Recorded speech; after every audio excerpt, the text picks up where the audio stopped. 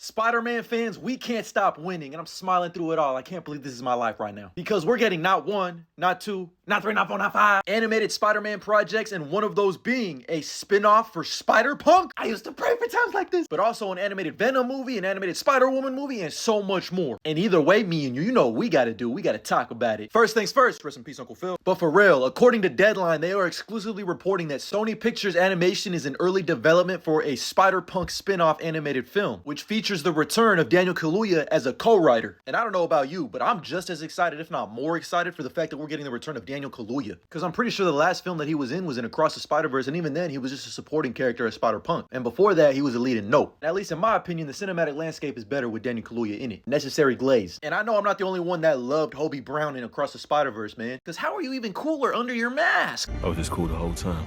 I'm not a role model, once was a runway model. I hate the AM, hate the PM, I hate labels. I'm not a hero because calling yourself a hero makes you self-mythologizing, narcissistic. I apologize. But after Across, he easily became a fan favorite just because of his actions alone. Like, bro.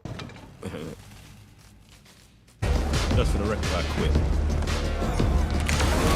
That man's a punk rocker, yes he is. So now the question only becomes, is Daniel Kaluuya actually going to be voicing Spider-Punk in this spinoff? I mean, I would hope so if he's attached as a co-writer. But also, when the fuck is this movie coming out? 2079? Because I gotta imagine Beyond the Spider-Verse comes out before this, and that movie comes out in 2027 for now, unless it gets delayed again. And mind you, a lot of people forget this, but it took them 3 years to animate Hobie Brown alone just because of how insane his animation style is. He's like a scrapbook, ransom-looking art style. But that's also the appeal of his animation style. Like, it's just so damn unique and tough. I would love to see that for an entire feature film. But regardless, I'm excited, I'm juiced, I'm all the superlatives for this film. But it's not the only one. Because on top of the animated Spider-Punk film, we also know there's a couple more animated projects. One of those being a Spider-Woman animated project that is set to feature Silk, who I've always really enjoyed as a spider person, but is also starting to come up on the come up thanks to them introducing her in Insomniac Spider-Man. If we ever get a Spider-Man 3 from Insomniac or a Spider-Woman Silk spinoff similar to Spider-Man Miles Morales, we'll have to wait and see. Also, I'm pretty sure this was supposed to be Cindy Moon in Spider-Man Homecoming, so maybe they're planting the seeds for her to show up in live action too.